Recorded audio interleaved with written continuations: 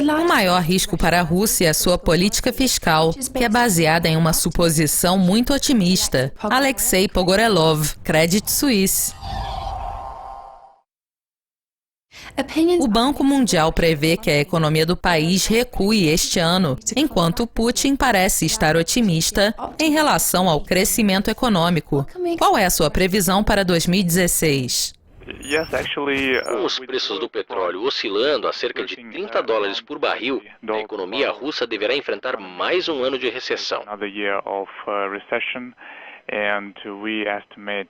Nós estimamos que o PIB real caia entre uma faixa de 1 a 1,5% em 2016.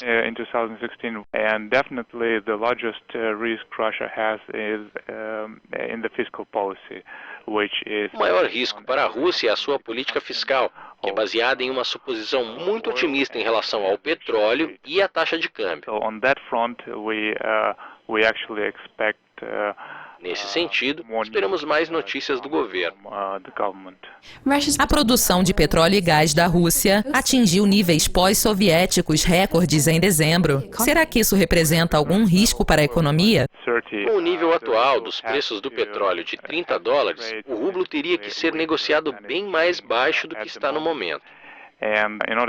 Para compensar uma nova queda dos preços do petróleo, o rublo deveria se desvalorizar mais em direção ao nível 100, que não é viável para a economia russa.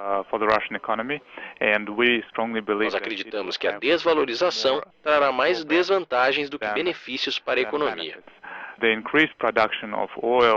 O aumento da produção de petróleo da Rússia no ano passado esteve provavelmente relacionado à situação nos mercados externos. A Rússia não estava disposta a reduzir sua participação no mercado de petróleo nacional, apesar da queda nos preços da commodity. A balança comercial do país registrou uma queda de 34% nas exportações na comparação anual. Qual é a sua perspectiva para o rublo russo em 2016? Nossa previsão para o rublo não é boa, enquanto aguardamos o importante anúncio do governo. Nós acreditamos que a única resposta política adequada para a situação atual seja a introdução de cortes significativos nos gastos, em comparação com a lei do orçamento federal original, aprovada pelo Parlamento no ano passado.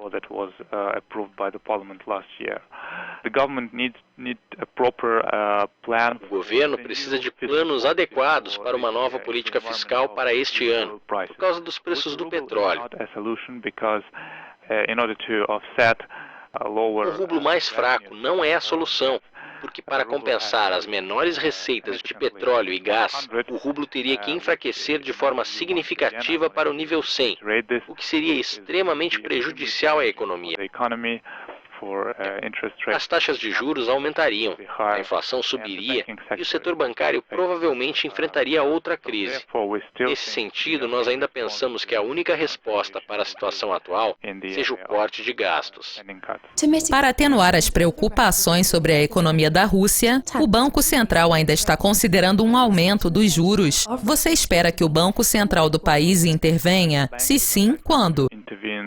É pouco provável que o Banco Central intervenha por conta própria. A instituição poderia intervir em nome do Ministério das Finanças, como fez em janeiro de 2015, quando durante a fase mais aguda da crise no mercado de câmbio, o Banco Central vendia dólares em nome do Ministério das Finanças,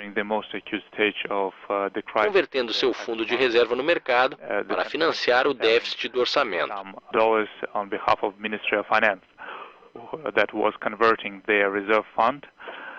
In the market in order to finance the deficit of the budget.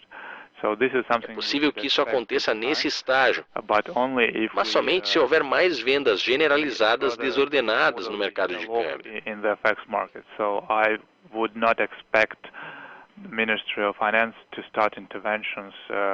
Eu não acredito que o Ministério das Finanças indicaria as intervenções antes de chegarmos ao nível 80 por dólar. Essas intervenções ajudariam a conter o pânico, mas com uma nova queda dos preços do petróleo, não será suficiente para conter a depreciação do rublo no longo prazo. Alexei, obrigada pela participação. Obrigada pela audiência e continuem conectados ao site da Dukascop TV para mais notícias financeiras e entrevistas exclusivas. Até mais!